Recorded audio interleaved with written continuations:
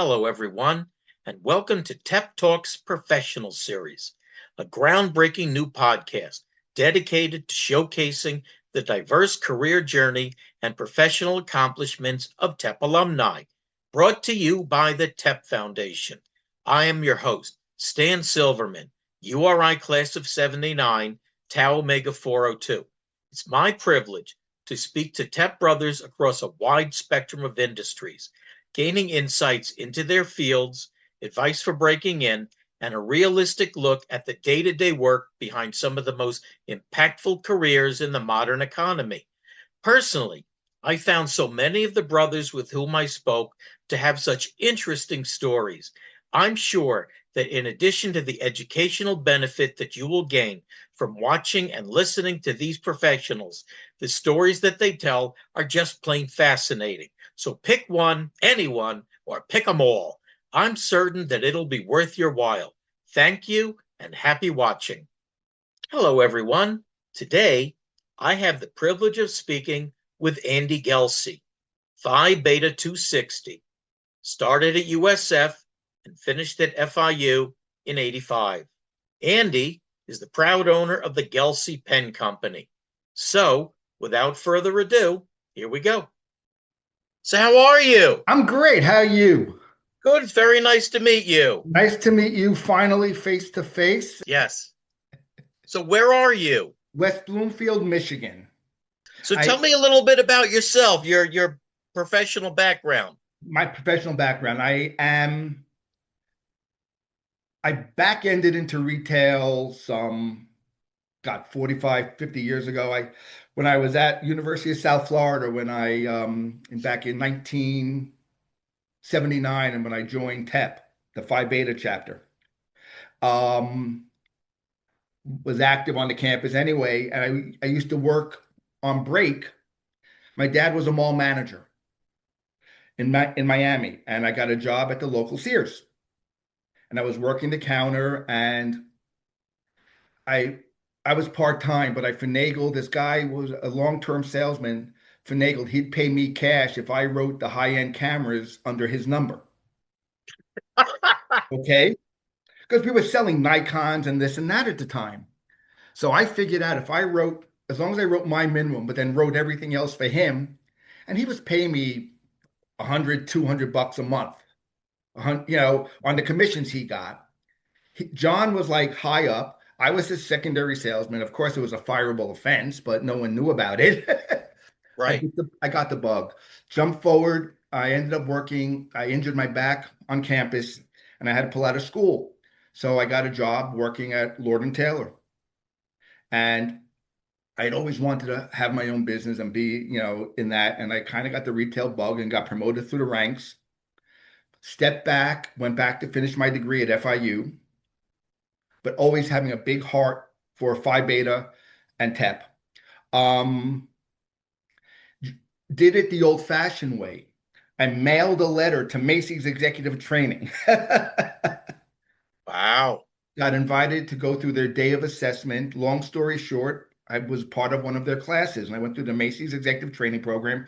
As you know, Stan, being from New York at the time, back in the late 70s, early 80s, that was the epitome of retail. Yes. You Yep. know, every retailer's kids, if they worked for another retailer, they sent their children to Macy's to learn. Yep. So I got my retail MBA at Macy's, and then that was it. I was bitten by the bug. I put off the idea of going to law school and doing all that and stayed in retail. Moved to Macy's, was a housewares manager, moved up, jumped ship with my boss, became a dress shirt and men's accessories buyer. Then got divorced, moved to Florida, went to work for the Gap, became a store manager, then went to work for a fragrance company. Long story short, got met my wife, got married, answered an ad in the New York Times. Once again, a bit of old school way of doing things, and came up to Michigan to work as a merchandise planner. I was in charge of the financials, and there was a buyer who chose the product. I was in the music and video business, handling about three-quarters of $1 billion volume and 2,500 to 2,100 stores. And that was it. I made it through the bankruptcy. After that, I went and became a product developer, vice president of product development for a small retail firm. Then I became a national sales manager. Then I went out on my own, and the entrepreneurial bug that was always there, that's in not in everyone, bit me. I did the business plan. It was a high-end dog treat company. Um, Smokey's Doghouse Treats. We owned the trademark to Scotty, the biscotti for dogs. You know, um, and then, as you know, if you were in business at the time, 2008 hit. Okay. Yeah. And this is one of the reasons why I really want to come on this and talk to you because, you see your dream go down in smoke, but you realize you have to keep on going. And it's part of what TEP taught me, but part of just, you can't just give up. I ended up running stock at a Nordstrom's because you had to put food on the table, Stan. Mhm. Yep.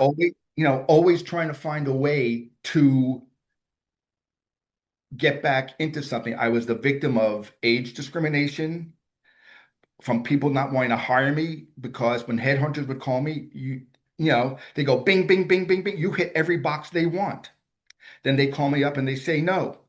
And I said, but they didn't speak to me. They said they think you're going to cost them too much. And that was true. I was 50 years old.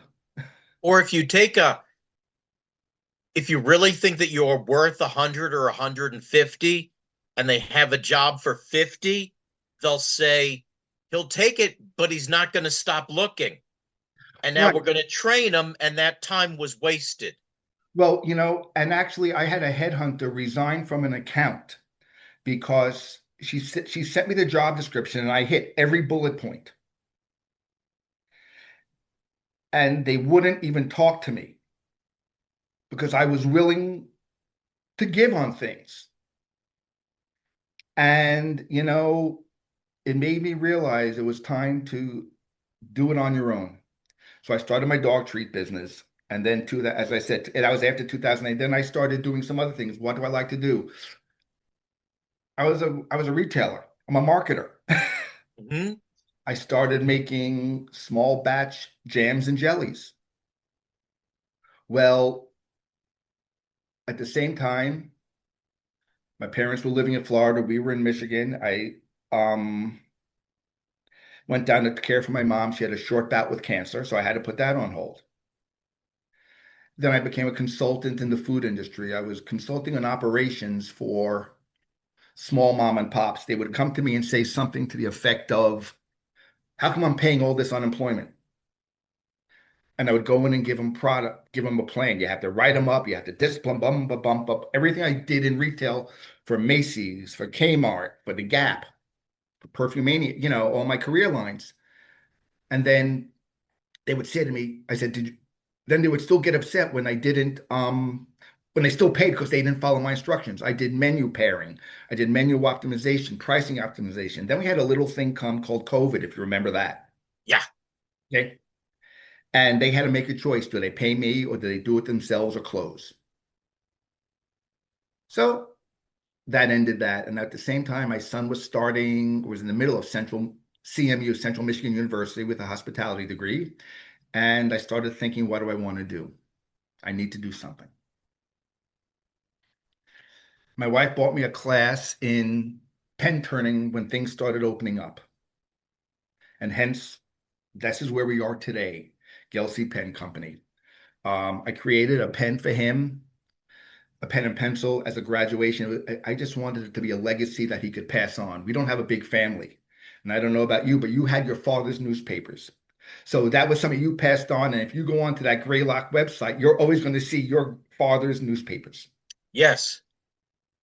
And that's to me a legacy. So I made my son a pen and pencil so he could say one day, your grandfather made these. Well, anyone who knows me knows I can't sit still. Okay. And I turned it into a business. And my mind is a branding person. I learned that. I always like to want to bring things back to TEP. You learn invaluable skills when you're an undergrad in your chapter. Hmm. You might never be chancellor, okay? But if you're bursar, shoot, you now could become the treasurer of your homeowners association or the treasurer. You know how to run books. Yes. I was Rush chairman and I was IFC Rush chairman. Well, that's about marketing. Hmm. And if undergrads are watching this, there are so many opportunities that you get from being in a fraternity, aside from the lifelong friendships and brotherhood. And you might not realize it right away, but they're there. You got to take advantage of them. I was a very shy person until I joined a fraternity and I learned to speak out and I learned to present myself and market myself. I became a campus beer rep. I had opportunities because purely of TEP gave me the ability. I started speaking in meetings. And so for undergrads, yes, some people think it's all about partying and stuff. They think of Animal House or whatnot, or they listen to their father's stories because our stories to our children are different than their experiences, you know. Um, and there are lessons and messages for every career there is. But getting back to the pen company, and I couldn't just sit and do, and I realized that. So what happened is I would go to crafts fairs. I'm sure you and your wife go to crafts fairs and you see guys selling pens and they price them at $35, $40. Well, you know what? You're getting a $35, $40 pen with no story, no nothing. It's just a pen. So I decided if I was going to do it, the Gelsey Pen Company was going to stand for quality and it was going to be unique items that you can't find everywhere else. And I view myself as a true craftsman, as an artisan. So we started with the whiskey barrel collection. I have over 30 whiskey barrel staves in stock at any time. I have access to another 20 to 25. Um, and then we have the ballpark collection, which is you name the sport, the major sports, I have them. I have material from, here, I'll show one here. This pen here is in our football collection. The top comes from Ford Field, the bottom comes from the Pontiac Silverdome for the Detroit Lions. So all my pens are similar to that. If you're a Yankees fan, I have Yankee material. I have Mets material if you're a Mets fan. Um, I have a lot from Detroit because we are a big sports town, as you know, but I do have the Sure. Guardian, both Boston and New York, Madison Square, I have over access to over almost 300 various arenas, stadiums, and things, materials. And so my pens tell a story. And, and I try and do things that are unique and different. I was looking for my next creation, and I had a customer call me and say she needs a pen for someone, and he's a Japanese whiskey drinker. Of course he is. Thank you. So I spent a week and I actually located the Mizuna oak, which is what the majority of Japanese distillers use to distill Japanese whiskey. So he got a custom pen featuring that. I believe I'm the only person making and selling Mizuna oak pens. Uh, then I started doing something with Motor City Agate Collection. That's the overspray from automotive plants that you visited. Okay. It's also known as Fordite. So every pen is different, but we have the Fordite Motor City Agate Collection adds a little bit to it. I was one day thinking about, the fraternity and everything else, and I started the Fraternity Row collection. And we came across the pens. I have the officially licensed pens with the TEP crest. I have four other fraternities aside from TEP, but we won't discuss those because we're not talking about that. I also have for the golfer. Exactly. This one is our four rollerball.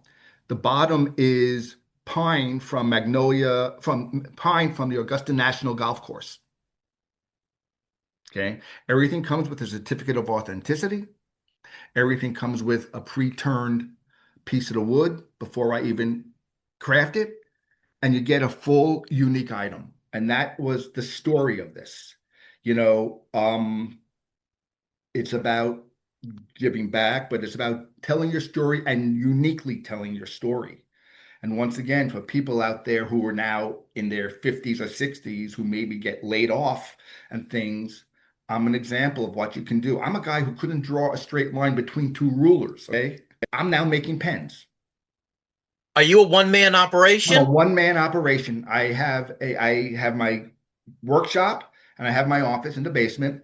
For some reason, my wife put the lock on the outside of the door. I'm not sure why that is, but we have that. But Okay. any of my fraternity brothers will tell you that's the way it's supposed to be. But that's that. The fraternity roll collection, the crests are all licensed through Affinity, which means I'm a fully licensed supplier. You know, So so you attribute um the Macy's education as important in retailing. Do they still have that? I don't know because they're owned by Federated now, and they Right. very well might. But retail doesn't exist the way it did when you had your jewelry store and I was in retail. Buyers, you're not allowed to buy with your gut. If it doesn't meet a certain margin threshold, they don't want you to buy it. You would go into the market and you would see something and you saw a designer make something really cool in bracelets and necklaces. You would take a shot at it. And maybe you made a little bit less, but you know that if they came into your store, you could also sell them.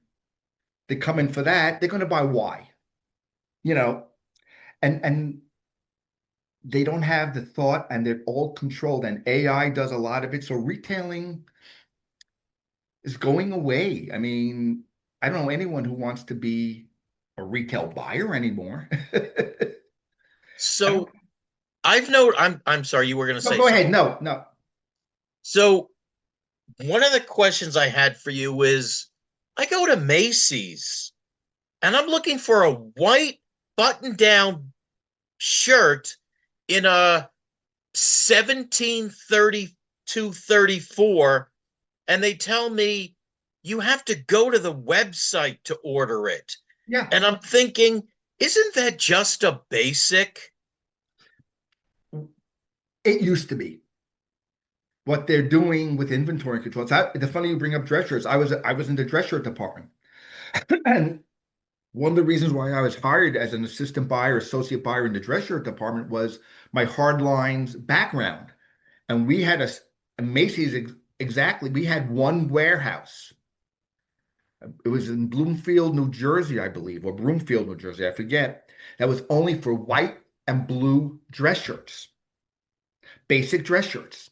Mm-hmm. And you had extended sizes, but the bigger stores and the good stores would actually have the size. But now they go to the website because this way they can carry less inventory in the store. And that's the main thing, though. They realize because their analytics say the average man wears between a 15 and 16 and a half neck size. We're not going to have the 14 and a half anymore. We're not going to have the 17s and up anymore. You can get those on the website. So now you eliminate possibly two, 4, 6, 8, 10, 12 SKUs across how many stores? That's dollars. So yeah, it's a shame.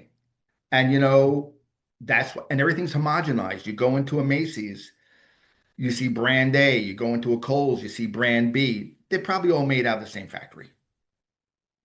And that's why my pen company, you go to any craft show, I know what you're going to see. I know what you're going to buy. You're not going to see the pairings that I do.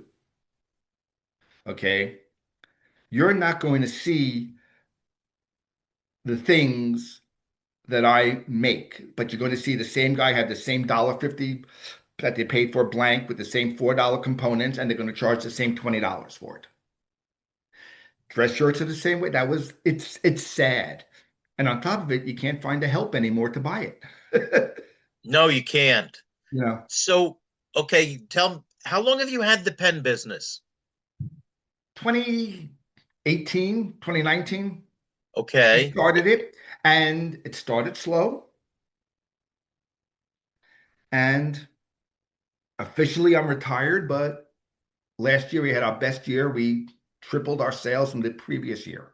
great. Yeah. That was my And next question is Mr. Wonderful yes, wants to know, is this a business or a hobby? this is a business. Okay, good for This you. no, this is a business. Because a hobby is something you do on occasion. A hobby isn't something you work on every day.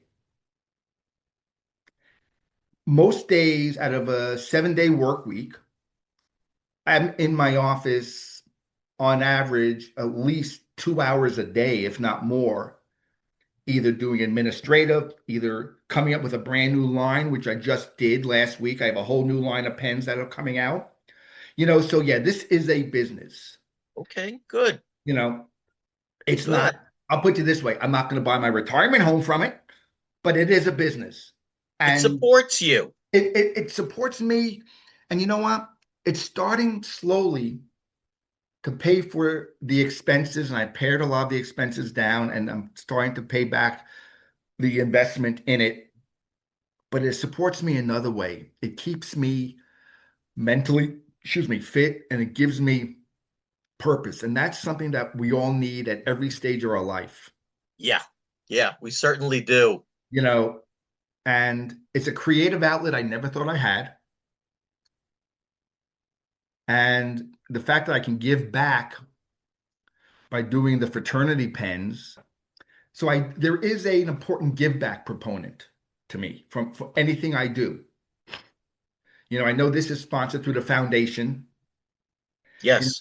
and I'm going to offer at the end of this a promotion for anyone who uses the foundation code, 10% off, and I'll say it now, if they enter in TEP on the Gelsey Pen Company website, they'll get 10% off, and that 10% will be donated back to the foundation. You know, you Very know, nice of you. and that's just so I'm not keeping the 10% is going to be going there. It's till the end of the year, and I'm extending it for the TEP Foundation to any of my pens, not just my fraternity row collection. And we can email me if there's a college you don't see or a pro sports team like me. Who do you watch? You went to a school that doesn't have a lot of sports. You know, I mean, who's your pro team? Me, I'm a Yankee fan, of course. Okay. Okay. So, did you finish your degree? I I'm finished it sorry, at FIU, actually. My back injury, I had to have back surgery. right? I went back and it was easier for me just to take night classes at FIU, but I'm Hmm. still a USF.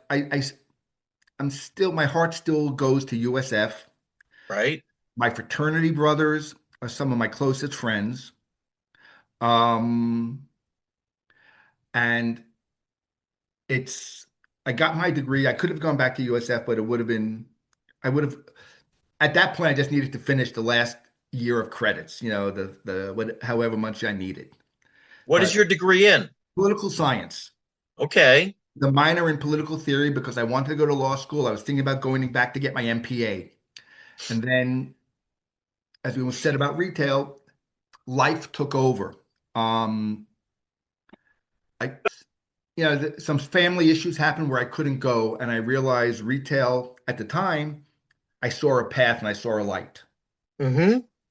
But I still have a very fond heart and memory for my time at USF. Yes. So, in your retail executive career or your pen career, um, can you think of anything where you either learned something? Obviously, 2008 was not your fault, No, and you no. had to get back up again. Well, I had an incident in my career at Kmart where I was promoted into the housewares division. And I fit in with the group, but I didn't fit in with the group, meaning my buyer and everyone else and some of the vendors. And some things went down, and some other people got promoted over me, and some other things were happening. And honestly, I was written up, and I was really down and dejected. And I would come into work every day. And finally, about a year and a half after it happened, I was getting ready to I was being moved again, and the boss who wrote me up, the divisional vice president, looked at me, and after a year and a half of hell and ostracization, said, "I have to apologize. We were wrong.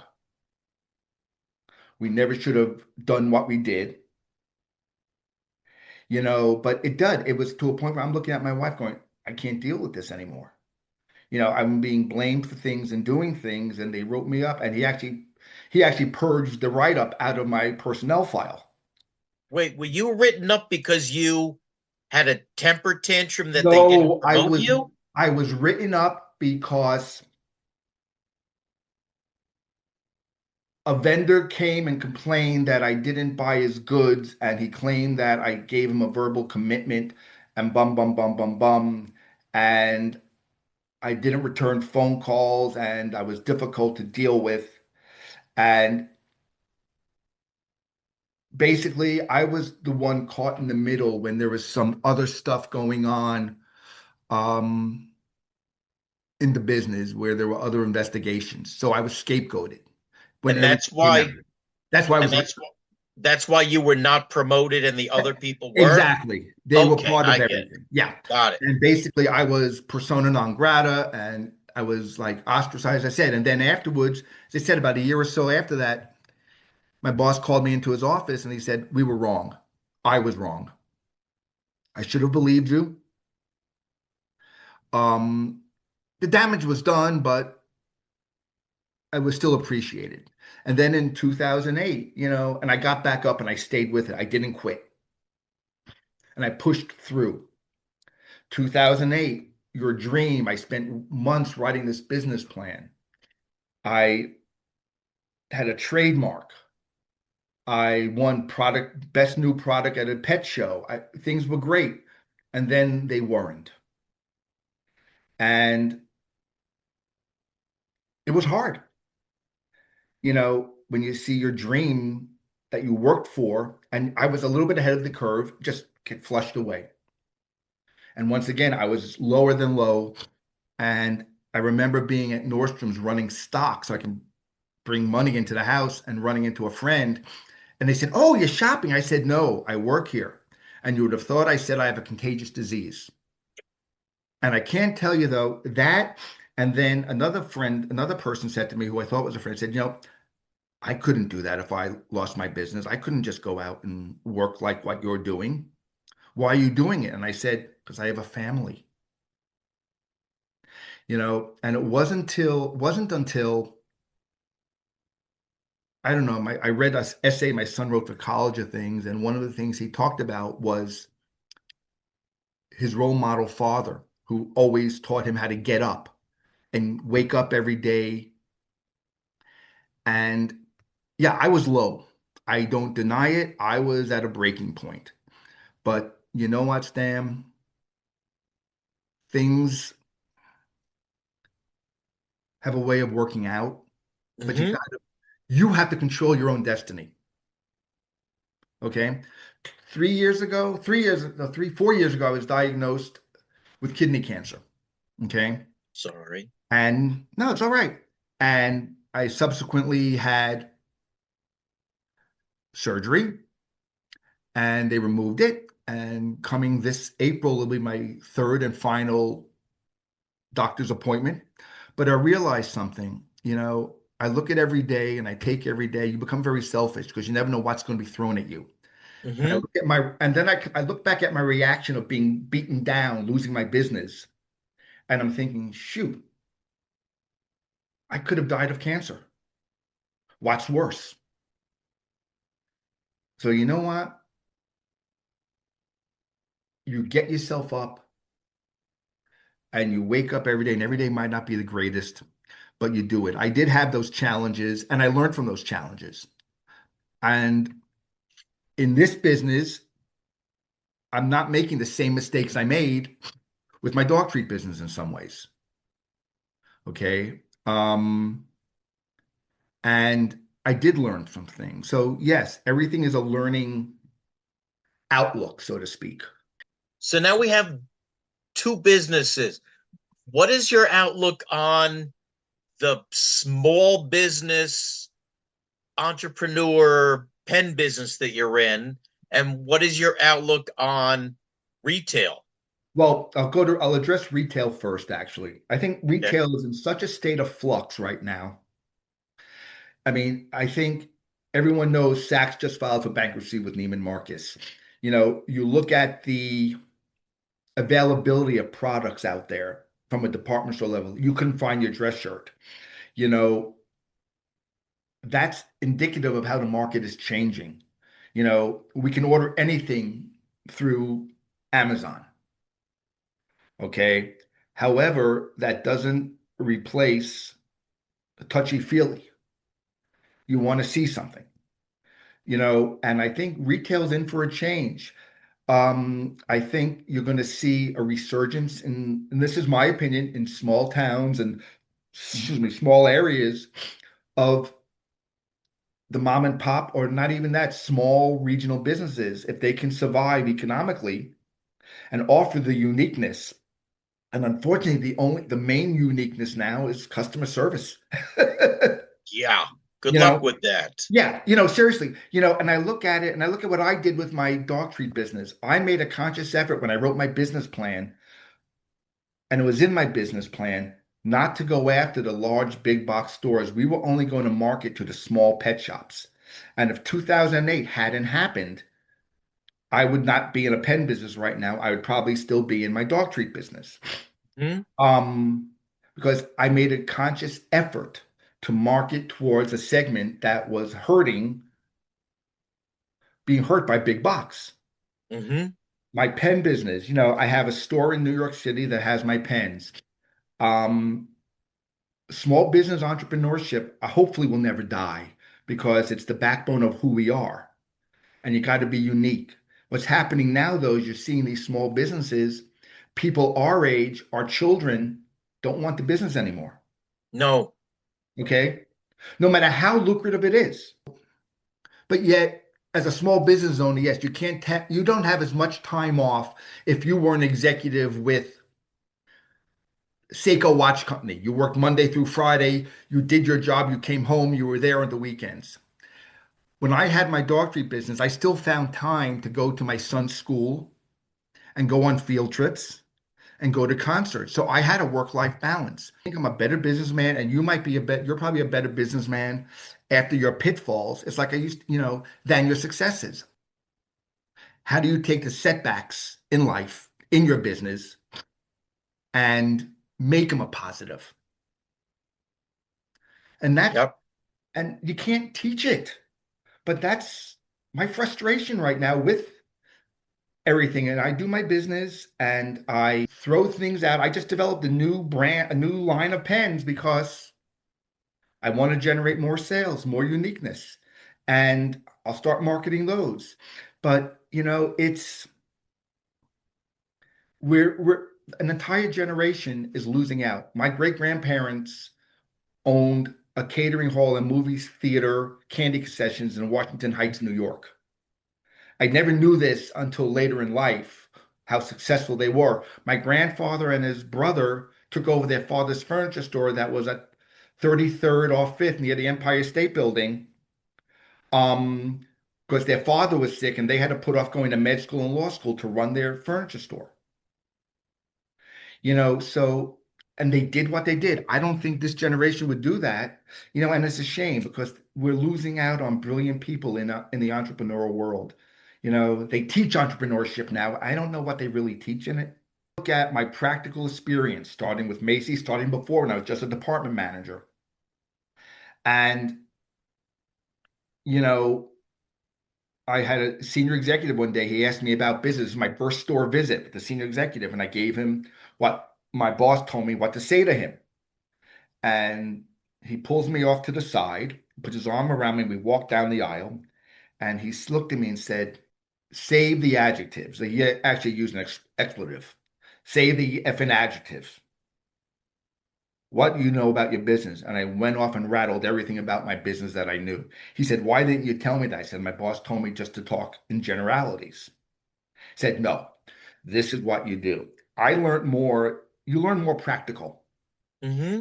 You know, people look at me, why do you charge 140? Why do you charge 99, 150, $300 for a pen? Because each one is a handmade piece of art. No two turn out the same. I'm a craftsman, and there's something to be said for that. I'm an artisan. And you know what? And it's what I am. I used to write, I remember I used to write on my tax return, I was a merchant. I wasn't even a retailer. I was a merchant. Wow. Okay? Don't ask me why, but I did.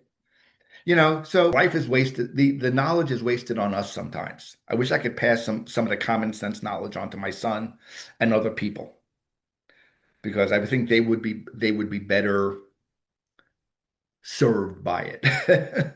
And hopefully these videos that you're doing, people pull out wisdom. If someone who's of my age sees this and says, "Holy crap, he did this, he never did this. Maybe I'll try and do this." Generates one person. The entrepreneurs, the young kids, they go, "Oh, okay, so I don't have to be president. I can be successful as the bursar." It's all Why did you start the pen business as opposed to restarting the high-end pet business? A, that required more time. Okay. Okay. My wife had retired or was planning on retiring. And with the pen business, I'm able to control it. I know how many with the pet business that would have been full time 24/7 the way it was the last time because I can't do things halfway. And frankly, I was getting older. I didn't want that. This is something that I get to express myself. I can do, I can meet quantity units, but in this business, quantity units can be five because they don't want to have too much. And I control it on my time. You know, I'm working on some wholesale things, but my wholesale items are maybe 12 pieces total. So it's a matter of scale and control. So the pet business, were Yes. you were you fully capitalized when you ran that business? At the beginning we were, yes. Everything was fully capitalized. I spent about 3 months prior to even looking for space writing a business plan, Okay. okay, and researching it. I didn't just jump out at it, okay? Um, I went through and I was reading all the journals and I saw where it was growing. At the time, it was growing exponentially. When I got into it, it was about a $25 billion business and it's now up to like 40 or 50. Disposable income, it was huge. So there was a segment that wasn't being addressed. Um, so as I said, I spent about 3 months doing that at the same time perfecting my recipes. I didn't just wake up one morning and say, "Honey, I'm taking $100,000 and doing that." Mm-hmm. And I worked on my packaging first. I put everything in line. I got my nutritional. I had a whole checklist, and that goes back to all my other retail training. I lived by checklists. And so by the time I opened my warehouse doors, I had the equipment, I had done all my research, I had my target market, I had my secondary markets, I knew what trade show. I was planned. I couldn't plan for what happened in 2008. I was in local supermarkets, local pet stores. Could I have done a better job at marketing to other ones? Yes, I could have. I know my mistakes now. But part of it is you're blinded, because you're on a roll, you're on a high, and no one saw 2008. How Problem. long did it take you to become profitable? I if 2008 hadn't happened, it would have been the 2008, 2009 year, probably. Okay, 2008 took a big hit for us because what happened was we were getting money in, but I was using, like most small businesses do, a line of credit. Well, they cut the line of credit, and that affected everything, you know, and and it was an arbitrary cut, and things weren't looking good. The retail market was not buying anything. They were sitting with things, so they weren't spending money, or they were slow to pay. I tried to make things and do things, but then there came the cash flow issues. But I was projecting probably that next year we were making some good headway and breakthroughs. So And I'm sorry, what year did you start? 2000, I started in 2006, and I did Okay, and I did some funding. And as I said, it took me several months to get things going. I mean, it wasn't a overnight we're opening up and getting space. right. And as I said, I made some mistakes along the way. I would have done things differently.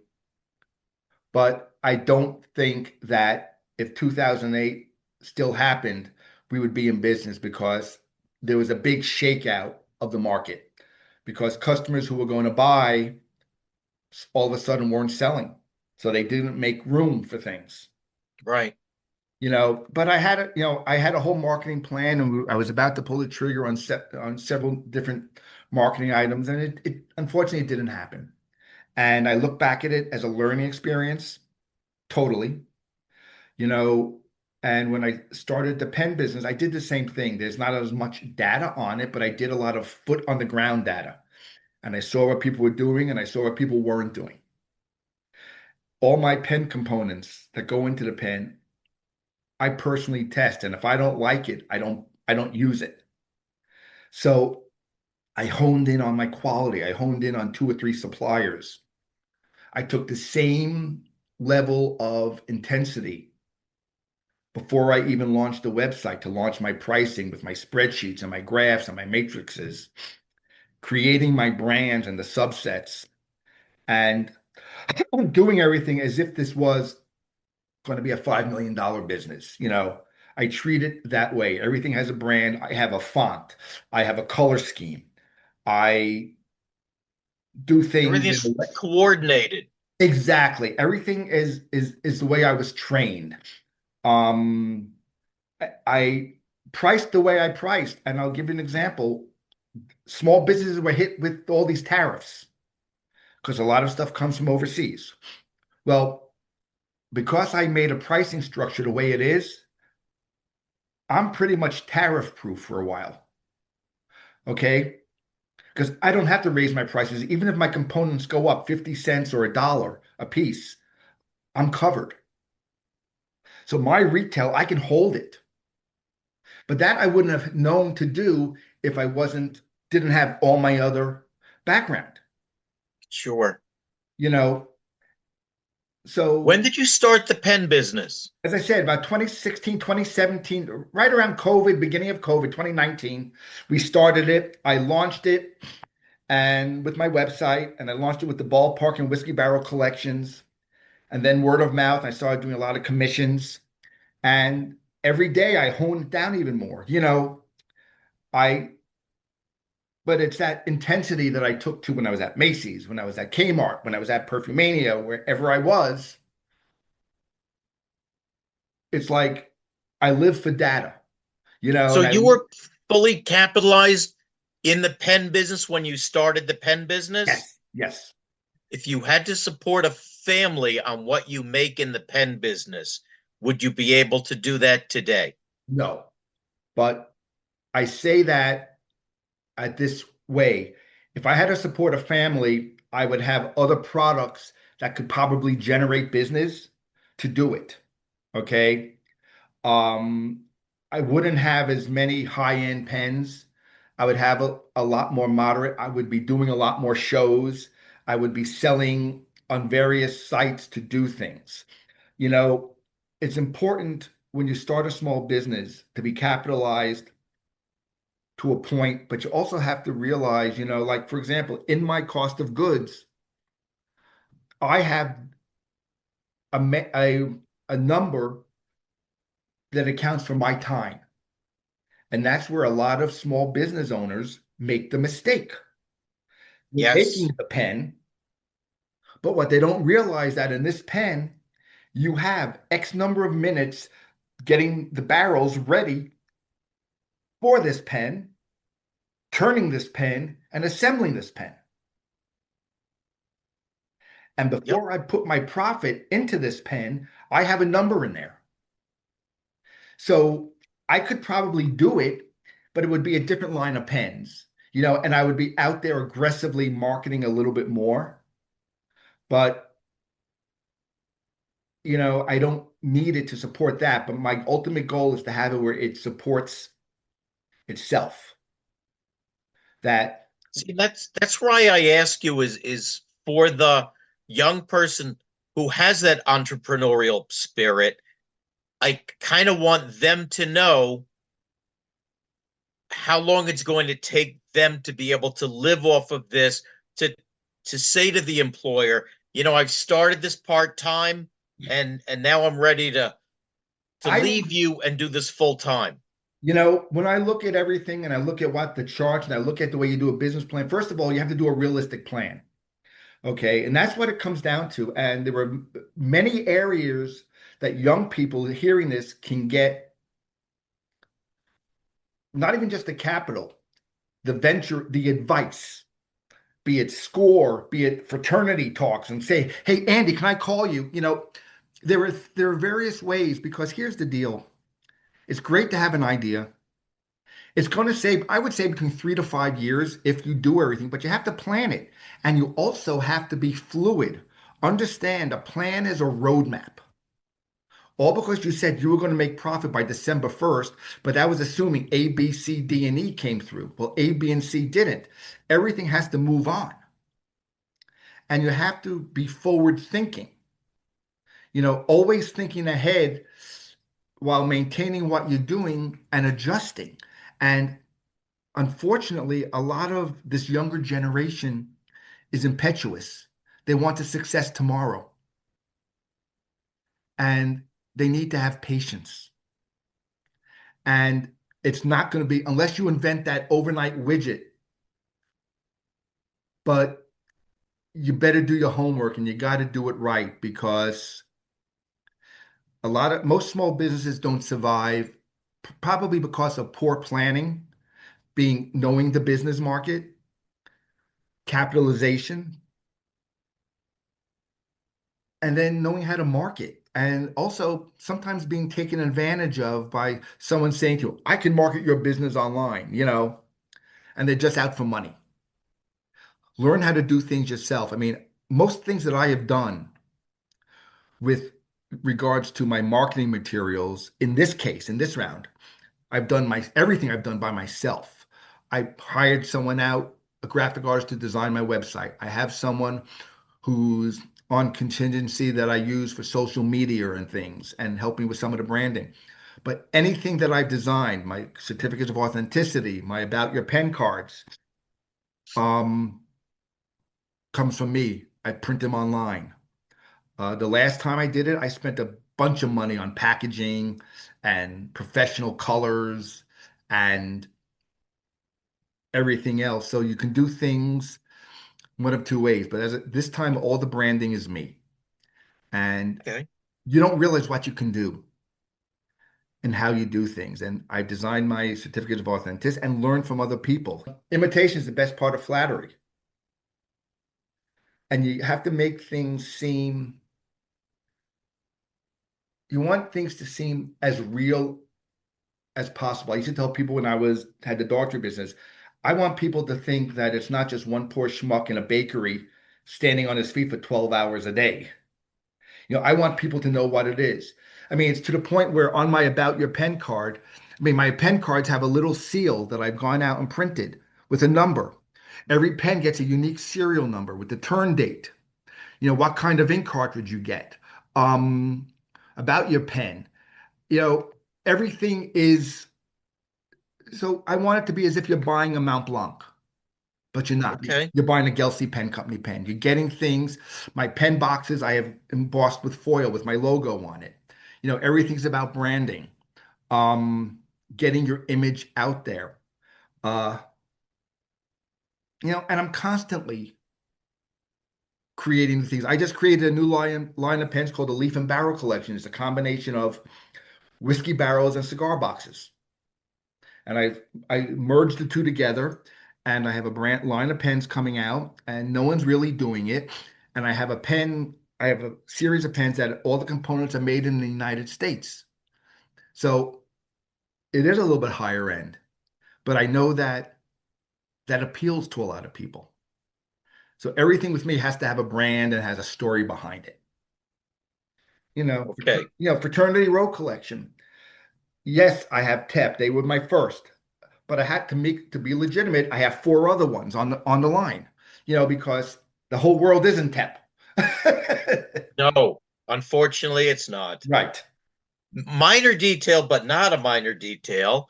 When they've used their pen so much that they need a new ink cartridge, can they get that from you? They don't have to. I Okay. tell them what kind of pen. For example, all my ballpoints are a Parker style refill. You can go to Google, you can go to Office Max. You know, Okay. my rollerballs are the same thing. It's a high-end rollerball refill. You can get, I tell them what style it is. They can Google it or Amazon and get it. Okay. Nothing is proprietary. Okay. So the fraternity didn't help get you into this business. This was all Andy Nothing. generated. Yeah, this is Andy generated. The fraternity gave me the confidence years ago. I was at a pop-up a couple of months, 2 months ago, and a young woman picked up my pen, and she said to her, "Wow, this is a great pen." I said, "You want to know something special about it?" She said, "What's that?" I said, "Well, here's the thing. It can write in script, or you can print." Excuse me. No, okay. So all of a sudden, my wife looked at me and said, "You realize you just lost a sale." And I said, "Honey, I don't want that sale if that's the case." So long story short, I mentioned that to my person who does social media. I'm going to be making a video with the old penmanship paper and a new company, a new guarantee that the Gelsey Pen Company has is going to be, we guarantee that you can write your name in print or sign it in script. And you know what? I'll be damned. If someone's offended by that, so be it. But those are the things that come to me. I have another tagline, write your own story with a Gelsey Pen Company pen. My mind just keeps working like that. They And I love don't it. seem to be quite willing to understand that um yeah, you have a job that takes 40 hours a week, and now if you want to go and do something on your own, you're going to have to add to that another 20 hours a week in order to get that locomotive moving to get it rolling. They, and they don't want to take the time and come home from work and then go into their office at work, at home, and do research on a business. They Yes. just want it to appear overnight. And anyone who's been their own businessman, an entrepreneur, businesswoman, whatever it is, we know what it takes. I remember going to a band concert to my son, and they were running late because I had to get back to my bakery to finish a production run. You know, no one wants to do what it takes anymore. And that's, but that's going to be you asked me about the downside of business. That's going to be the downside of every business. I didn't know they had pen conventions. It's more, we call it a symposium. We get together in Chicago, and there are different classes, different turning techniques, different molding techniques. And you just talk and you learn things, and see friends. There's one in Virginia, a lot of it, and you go and buy things also. A lot of your vendors go there. So Who you put, hosts this? for example, the one in Chicago, it's called the Midwest Pen Turners Oh, Association. okay. We get about a couple of hundred people at a Marriott up in outside in the suburbs of Hoffman Estates, Chicago. And we get there so it's Friday night's the opening, Saturday and Sunday. Saturday is all day seminars. And you try and learn something new. And then you see friends you haven't seen in a year, or you meet vendors and you pick things up, you know, Okay. and it's just a weekend away. Um, and they're always booking different people who teach you techniques and things. As a newbie, I found it very interesting because I got to meet people, I got to speak to people, and I found a group of us who actually charge what I charge for the pens. Most of the guys charge less, and we're a very tight-knit group of the ones who actually charge for what we're worth. So it's nice to know that you're not crazy doing what you're doing. Kind of messes it up when you find a person or a group of people who are not charging for their time and are not charging enough, and that messes it up for the rest of us. Well, it does, and yet I find there's a way around it because I'm not doing craft shows. So in other words, these guys spend all their time turning and they have 300 and this and that, and they also turn ice cream scoops and this and that. A, I only make pens. B, I only make a limited edition number of pens. I'm a lot very much custom. I do a lot of custom orders. Um, and that's a lot. And I'll put some of my stuff up there and I'll make some groups, but I'm only making 3 or 4 of them, and then so we're so different, but we're not. But the thing is, they're upset with us that how can you charge so much? I said, I'm charging my labor, but bump, bump, bump, bump, bump. And we're insulated from the tariffs. And yet, they're just out to do it. And oh, I don't want to charge that much. It's like, really? I think they're hurting me more than they think we're hurting them. And I'm saying, no, you want to go and get a pen and pay $30 for a pen? Go ahead, my friend. That's fine. With me, you're getting something, you're getting a shirt, you're getting a guaranteed authentic, you're getting this, you're getting a product. Okay. But yeah, it's a big contention. And, then again, I'm doing things that no one is doing. I don't think anyone would go out there and spend the $20 application fee and in some cases a minimum royalty payment at the end of the year to hold fraternity licenses to maybe sell 3 pens. I'm doing it because if I could sell 3 pens, that's 3 pens more than I would have sold, and it makes me that much more different than the guy at the estate sale or the guy at the craft fair. But no, it's fun, and plus the fact I appeal to jewelry. I haven't gone to jewelry stores yet with some of my stuff, and I think I'm going to this year, some of the local ones. But I'm in some stationery stores and old school stores, and I sell a line of gun pens to my friend who owns a gun store. And that's the only place you can get them. And he sold out 2 Christmases in a row. Great. That's great. You know, so Well, Stan, all it's right. You said that you give something that they can see that has your logo and your discount plan I've and the gone. website. Well, what I'm going to do is, I think behind me, you can't really see it. Um, I don't I can tell people if they're going to enter in on my gelseypencompany.com, anyone who enters TEP capital F 26 will receive 10% off, and that 10% will be donated back to the foundation, the TEP Foundation, from now until the end of the year. And it could be a TEP pen, it could be just my hockey pen or whatever you want. Um, and if people have questions for me, Andrew at gelseypencompany.com. You know, and I'd be more than happy to field questions. That'd be the best way, probably, is an email. Then we can set up a time to talk. But if anyone has any questions, I do custom work, I do gift work, I do corporate work.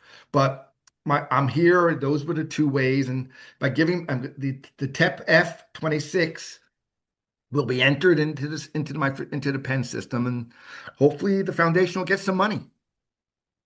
You know, All right. this is great. This was fantastic. I really appreciate you taking the time.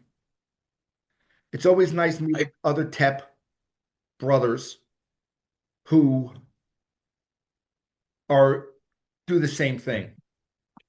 all right, Yeah. Andy. It's a Hey, listen, pleasure Stan. speaking with you. It was great. Listen, you have to do me a favor. Send me on text or email your home address. I have parting gifts coming for you. Oh, thank you. Okay, I have a special Okay. custom parting gift coming for you. I will. Stan, this has been great. I appreciate the time. Well, Yes. but Yes, anyway, it was my pleasure. it was my pleasure too. Thanks for everything, and we'll be seeing you. But congratulations on the birth of your grandchild, and I'll let you know when the package comes out. All right, But Andy. you Thank have a you. parting gift. You're welcome, Stan. Take it easy now. Bye-bye. Bye now.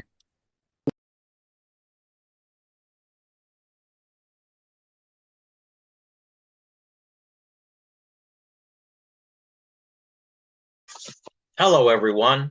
It's me again. You'll never guess what just came in the mail. It's a package from the Gelsey Pen Company. Now, admittedly, this is a bit of theatrics because I already opened this and I'm so amazed.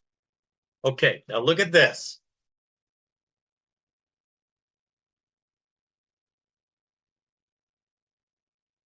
Packed really, really carefully. Cardboard, paper. Okay, wait till you see this neat pen. I feel like I'm on the Home Shopping Network. Okay. It says Gelsey Pen Company embossed on the box with this neat snap. Oh my gosh. Okay. And here is my pen. And it has my TEP crest on the top. And on the bottom, wait till you hear this. In addition to the bottom looking like wood, there's a piece of wood an extra piece of wood in a little glass container that says Gelsey Pen Company. And wait, just wait. Comes with this envelope that says Certificate of Authenticity. I need to put my glasses on.